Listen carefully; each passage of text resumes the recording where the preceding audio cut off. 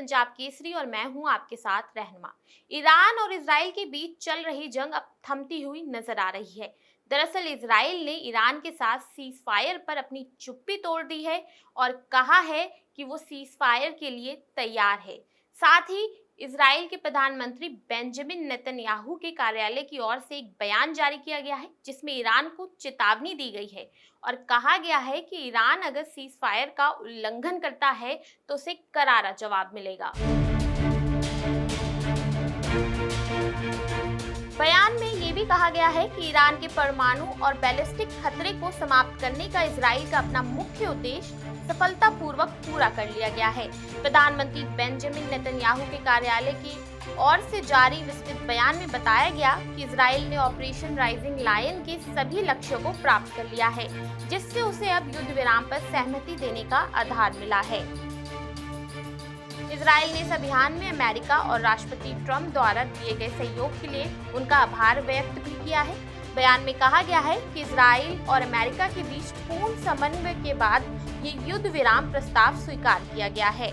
बयान के अनुसार बीती रात प्रधानमंत्री नेतन्याहू ने रक्षा मंत्री, इजरायली सेना आईडीएफ प्रमुख और मोसाद के प्रमुख के साथ मंत्रिमंडल की एक आपात बैठक। इस बैठक में ये निष्कर्ष निकाला गया कि ईरान के परमाणु और बैलिस्टिक मिसाइल कार्यक्रमों के रूप में मौजूद दोहरे खतरे को समाप्त कर दिया गया है।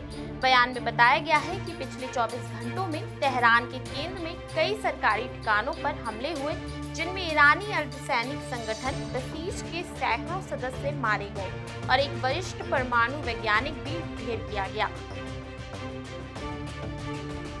बता दें, डोनाल्ड ट्रंप ने जंग के 12वें दिन सीज फायर का ऐलान किया और कहा कि ये अगले 6 घंटे में लागू हो जाएगा।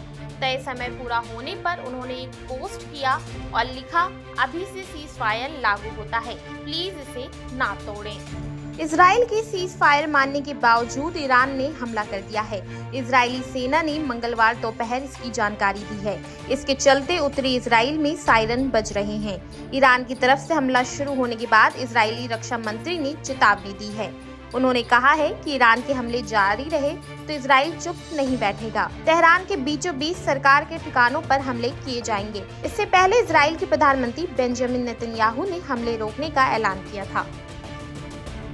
इजराइल ने 13 जून की सुबह ईरान में भीषण हमले किए थे। इन हमलों में ईरानी सेना के शीर्ष अफसर और कई परमाणु वैज्ञानिक मारे गए थे। इस पर ईरान ने भी युद्ध का ऐलान करते हुए जवाबी हमले शुरू कर दिए थे। ईरान की ओर से लगातार मिसाइलें इजराइल में दागी जा रही थी, वहीं इजराइल की ओर से भी ईरान में हमले हो रहे थे।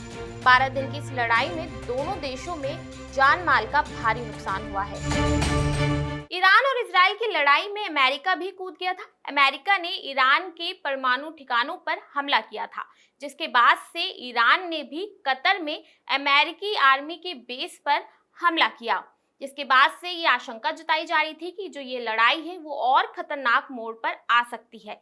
ऐसे में सीज फायर की खबर एक राहत की सांस है, लेकिन दोनों देशों ने एक दूसरे को साफ कह दिया है कि अगर सीज फायर का उल्लंघन होता है तो करारा जवाब जरूर मिलेगा। ऐसी खबरों से जुड़े रहने के लिए देखते रहिए नवोदय टाइम्स पंजाब केसरी।